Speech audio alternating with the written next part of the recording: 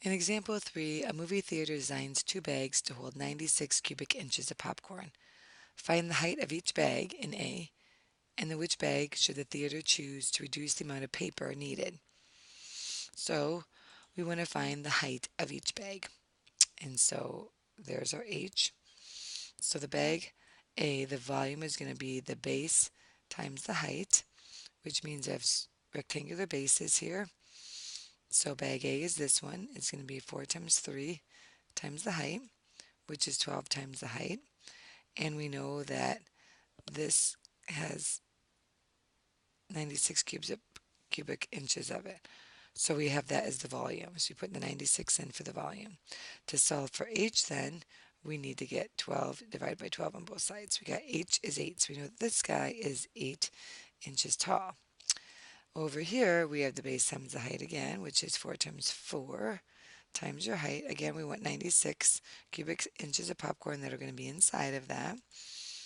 So when we get 16 each, we're going to divide by 16 on both sides and get a 6. So we know that this height is 6. So we know that this is 8 and this is 6, and it holds the same amount of popcorn. But now we have to decide how much paper is being used in the bag. So, to determine the amount of paper needed, you find the surface area of each bag, but do not include the top because there is no top on the bags. There is a one bottom and then the four sides. So on bag A, we have the length times the width plus 2 times the length times the width plus 2 times the width times the height because we do not have the top of this open. So the length times the width is your 4 times 3, and then your length times your height is your 4 times your 8 that you found up here, and then times two of them because you have a front and a back, and then you have 2 times the width times the length, so you have two sides. Your 3 times your 8 and two sides. So these are your two sides, this is your front and back, and this is your bottom that the paper is made of. So you've got 12 plus 64 plus 48, or 124 square inches. In bag 2, we're going to do the same thing. We're going to get the length times the width of this is 16, or 4 by 4.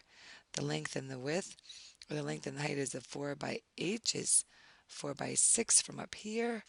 You get two of them, front and back, and then you got your two sides, your 4 by your 6 again, which happens to be the same size. So you got 16 and 48 and 48, totaling 112 inches squared. So the surface area of bag B is less than the surface area of bag A, so you should choose bag B for using less paper for the same amount of popcorn to save some money. So if you think you understand this one, you can try number 3 on your own on the next page.